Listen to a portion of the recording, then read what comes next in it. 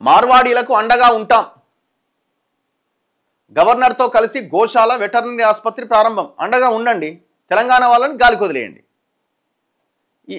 ఎవరైనా ఒకడు ఆర్టీవీలో ఎన్నో కూర్చొని తెలంగాణ వాళ్ళు తాగుబోతులు 2000 దొరుకుతాయని బీజేపీలతో కలిసి తిరుగుతున్నాడు. అంటే వాడు ఏమన్నాడు? తెలంగాణ వాళ్ళు తాగుబోతులు 2000 దొరికితే తాగుతారని అన్నాడు. అంటే మీరు కూడా అదే అభిప్రాయంతో ఉన్నట్టు కదా. మిగతా విషయాలు వదిలేయండి. మార్వాడీలకు అండ మరి తెలంగాణ వాళ్ళకి ఎప్పుడు అండగా ఉండాలా? మరి పెట్టి మరి మండలానికోటి గ్రామానికోటి మార్వాడీ షాప్ పెట్టించుకుంటా పో. ఎట్లా మీరు పార్టీని ముంచుతుంది కాదు, ఇది పైకి తీసుకొస్తుంది కా కిషన్ రెడ్డి గారి మీ పార్టీని.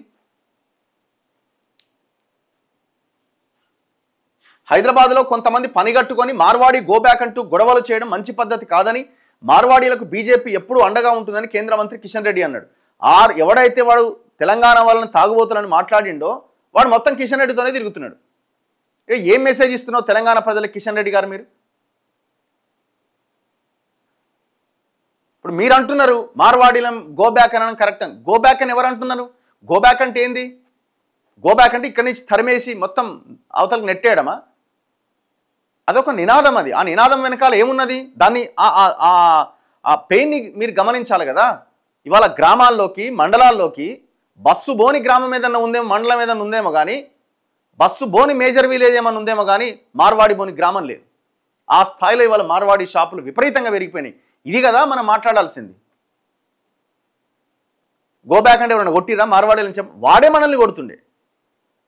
ఇప్పుడు తెలంగాణ ప్రజలేమన్నా వాళ్ళ మీద ఏమైనా దాడి చేసిరా? ఎక్కడైనా దాడి చేసిరా? ఇంత దుర్మార్గంగా మీరు ఒక పార్టీ మళ్ళీ తెలంగాణ ప్రజల ఓట్లు కావాలి, అండగా ఉంటామంటే ఏంది?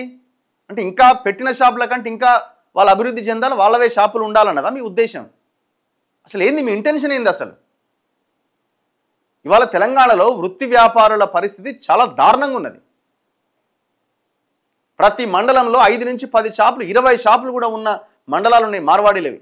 ఎక్కడ పోవాలి మరి తెలంగాణ ప్రజలు?